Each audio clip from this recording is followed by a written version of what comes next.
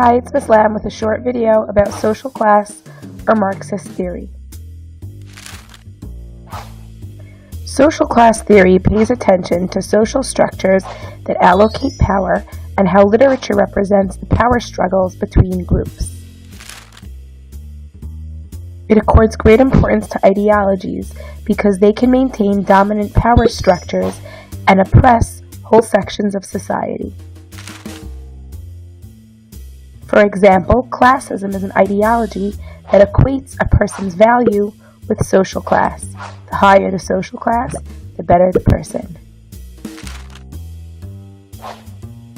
People at the top are more intelligent, responsible, and trustworthy. People at the bottom are simple, lazy, and irresponsible. It's therefore only natural for those in the highest class to hold all positions of power.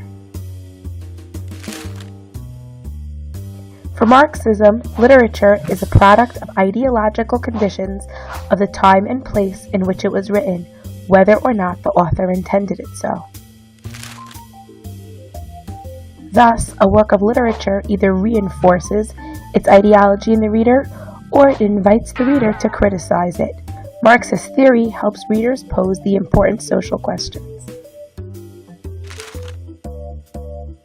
It makes us aware of the social contexts in which texts, readers, and authors are created.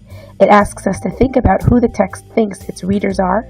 What does it assume the reader's attitudes, values, and prejudices are, and is it trying to change its reader's opinion? Then we need to ask, do we buy into the text's view of the world, or do we resist, strengthening our own ideology in the face of the one the text is promoting? In this way, theory is subversive, because no authority can impose the truth on the reader.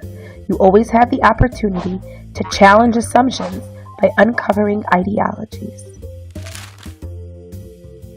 Ideology in literature is not limited to the political sphere.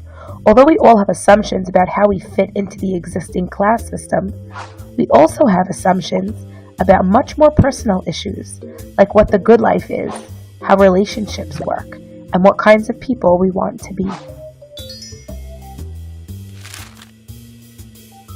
Marxism reminds us to look at big questions and interrogate the status quo.